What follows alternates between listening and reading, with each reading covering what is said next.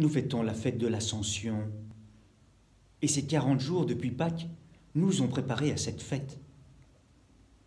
Comme le Christ a préparé ses disciples à son départ, c'est votre intérêt que je m'en aille, nous dit Jésus dans l'évangile de Saint Jean.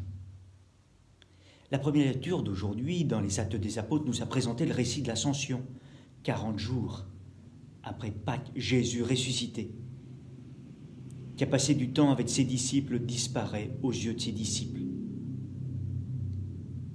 Après ces paroles, tandis que les apôtres regardaient Jésus, il s'éleva et une nuée vint le soustraire à leurs yeux. À l'Ascension, donc, Jésus retourne vers Dieu. Nous le disons d'ailleurs dans le credo, Jésus est monté aux cieux. Et les disciples donc vont retourner à Jérusalem. L'Ascension, frères et sœurs, elle est inséparable de Pâques et de la Pentecôte. C'est un seul mystère étalé dans le temps. Christ mort, ressuscité, élevé ou exalté.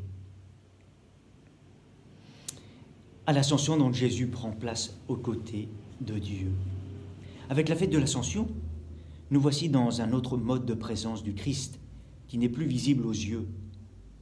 Frères et sœurs, la fête de l'Ascension n'est pas la fête du départ ni de l'absence de Jésus, du Christ. À l'Ascension, oui, elle est la fête d'une autre présence du Christ, invisible aux yeux. À l'Ascension, Jésus passe dans l'invisible, il disparaît de nos sens corporels, il n'est plus visible de ses disciples. Il est toujours là, mais pas de la même manière. Il est présent de façon mystérieuse, à la fois lointaine et proche, et à la fois à venir et déjà là. La fête de l'Ascension, c'est la fête d'une autre présence du Christ, la fête de l'intériorité. Oui, fête d'une autre présence, et Jésus nous dit, comme on l'a entendu dans l'Évangile, « Et moi, je suis avec vous tous les jours jusqu'à la fin du monde. » Libéré des limites qu'impose l'existence humaine, eh bien Jésus ne cesse pas de rester présent à notre vie terrestre. Ce départ de Jésus n'est pas un abandon ou une évasion de notre condition humaine. Non, Jésus nous l'a dit, je vous le redis, et moi, je suis avec vous tous les jours jusqu'à la fin du monde. En montant au ciel, Jésus entre dans la gloire de Dieu parce qu'il est ressuscité. La fête de l'Ascension au ciel de Jésus n'est pas une fête avant de partir ailleurs, c'est un adieu.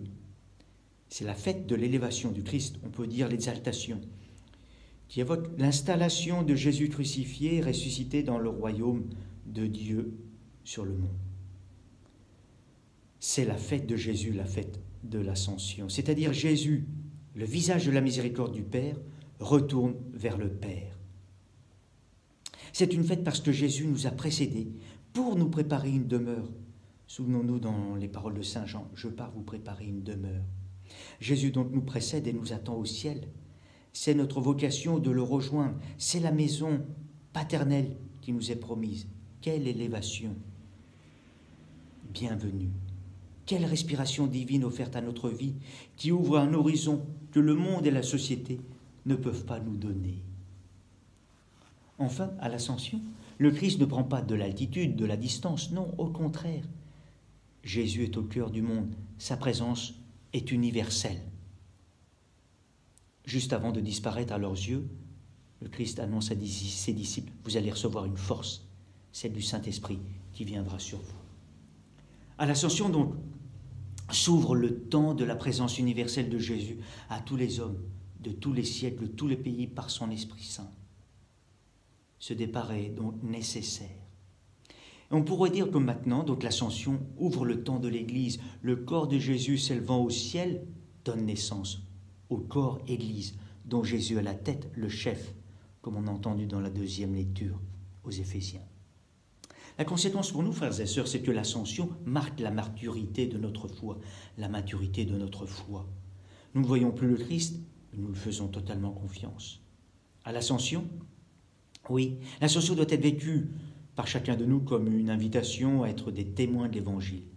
Allez de toutes les nations, faites des disciples, en les baptisant au nom du Père et du Fils et du Saint-Esprit, en leur apprenant à observer tout ce que je vous ai commandé. Faites des disciples.